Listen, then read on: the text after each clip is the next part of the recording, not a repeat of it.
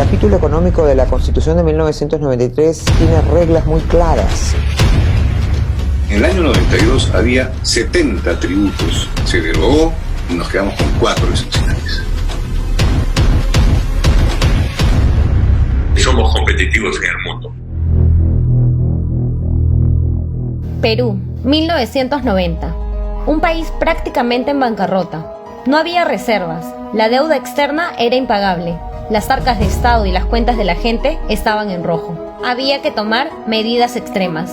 Fujimori decidió poner las cuentas en azul. Asumió el reto de implementar un nuevo régimen económico que cambiaría radicalmente el futuro de millones de peruanos. La Constitución del 93 marcaría el rumbo hacia el progreso, con lineamientos que lograrían recuperar la economía y a la vez nos introduciría en un mundo moderno, de libre competencia, de protección al consumidor y al usuario en todos sus niveles. La Constitución de 1993 tiene una trascendencia enorme para la realidad que vivimos los peruanos ahora y que vamos a vivir más adelante. El 93 se cambió de manera drástica y muy positiva el marco bajo el cual se desarrollaba la economía en el Perú. Los principios básicos que se establecen son que el Estado promueve la generación de riqueza y bienestar. Nuestra constitución de costos está tan bien hecha o funciona bien que somos competitivos en el mundo. Podemos salir al mundo a competir como lo estamos haciendo. Tanto en minería, como en agricultura, como en pesquería, en todos los sectores estamos saliendo. El capítulo económico de la Constitución se encuentra ahora enmarcado dentro de un modelo de economía social de mercado. Antes de la Constitución del 93, la economía peruana dependía casi en su totalidad de las acciones del Estado, que asumía un papel de protector y gestor de la industria, concentrando todo el poder económico y dejando de lado el sector privado y la inversión extranjera en el marco de la Constitución de 1979. La Constitución de 1979 fue producto de pactos políticos, de desarrollos políticos entre el APRA, el Partido Popular Cristiano, y la izquierda, que esa vez, y por única vez, tuvo una alta votación. En cambio, en la Constitución del 93 no hubo pactos políticos, hubo un consenso del pueblo. A partir del nuevo texto constitucional, este principio cambió radicalmente. Ahora el Estado pasaba a tener un rol promotor de la inversión privada y la inversión extranjera. Es por esto que muchas de las empresas que hasta ese momento estaban a su cargo pasaron a ser privatizadas, con lo que se logró, por un lado, recuperar las reservas del país y por el otro, que el Estado se concentre en atender a la población. El Estado no es el gran hacedor, no es el gran responsable, ni el gran inversionista, ni el gran empleador.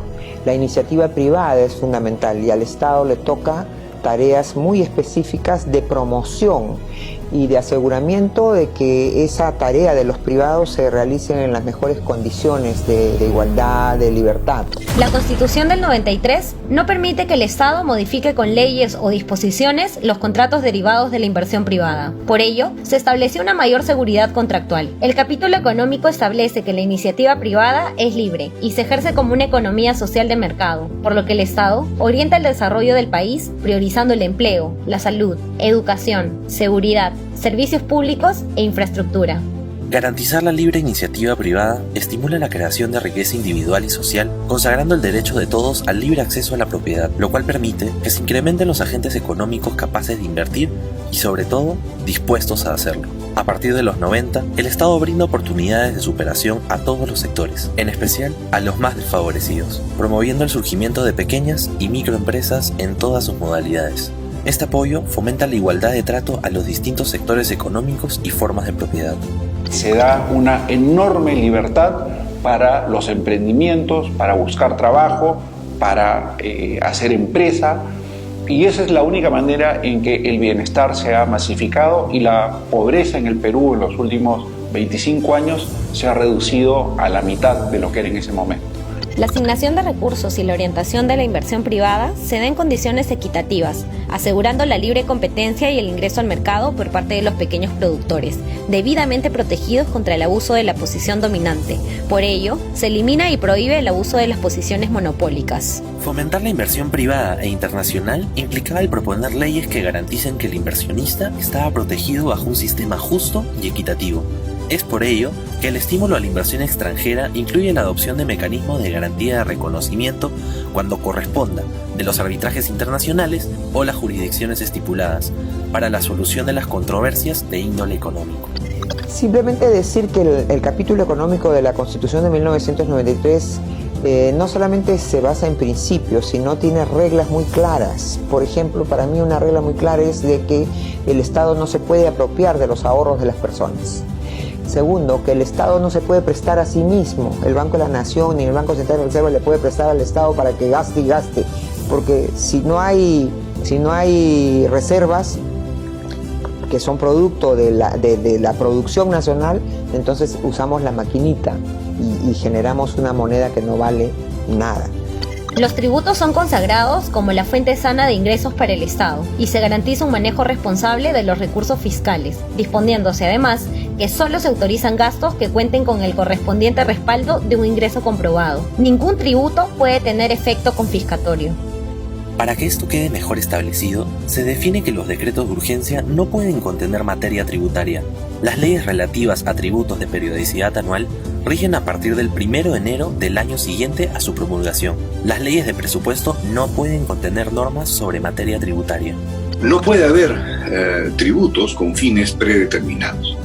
Yo he sido jefe de la SUNAT en los años 92 a 94 y en el año 92 había más o menos 70 tributos.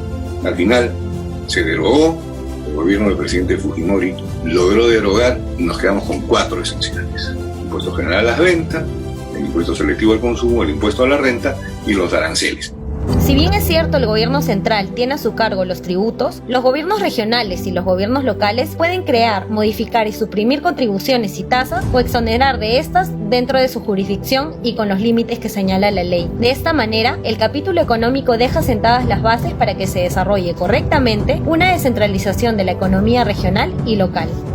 Es importante resaltar que si bien la Constitución favorece la inversión privada, no deja desprotegidos nuestros recursos naturales, los cuales son peruanos al margen de la inversión que sobre ellos se haga. Dice la Constitución que nuestros recursos naturales, renovables y no renovables son patrimonio de la nación y que el Estado peruano es soberano en su aprovechamiento. Es por esto que la Ley Orgánica 26821 fija las condiciones de su uso y la manera como se ceden en uso a particulares, pues la concesión otorga al titular un derecho real sujeto a la norma vigente. Cabe resaltar que la Constitución del 93 promovió la libertad económica, velando por la pequeña y microempresa, dando un trato preferente al sector agrario y protegiendo a todo aquel que se encontrara en situación de desigualdad. Se logró una verdadera democracia de posibilidades. Hay libertad absoluta de compraventa, libertad absoluta de fijación de precios, de transacciones entre empresas y transacciones entre personas, sin quitarle al Estado la responsabilidad de la supervisión para evitar posiciones dominantes o monopolios que son contrarias al funcionamiento de la economía social de mercado. Tenemos una economía social de mercado, es decir, el mercado no es suficiente, tiene que haber un Estado detrás que custodie y que los rendimientos de esa economía redunden en el beneficio de las personas, ¿no? a las que sirve el Estado. Todos estos cambios han permitido reducir la pobreza, reducir la desigualdad, eliminar la inflación, aumentar la esperanza de vida, incrementar el empleo en las regiones, disminuir la mortalidad infantil, entre otras ventajas para la nación. La Constitución del 93 construyó un camino económico que todos los gobiernos han respetado y mantenido, a pesar de muchos intentos políticos e ideológicos de darle un nuevo giro a la izquierda. En la defensa y sostenimiento de nuestra Constitución, Fuerza Popular ha jugado un rol fundamental, enfrentando a todos los intentos antisistema. Este gran cambio económico es otro de los grandes legados de un presidente que asumió el reto de salvar a nuestro país y que hoy está pagando muy caro el haber sacado al Perú de la bancarrota.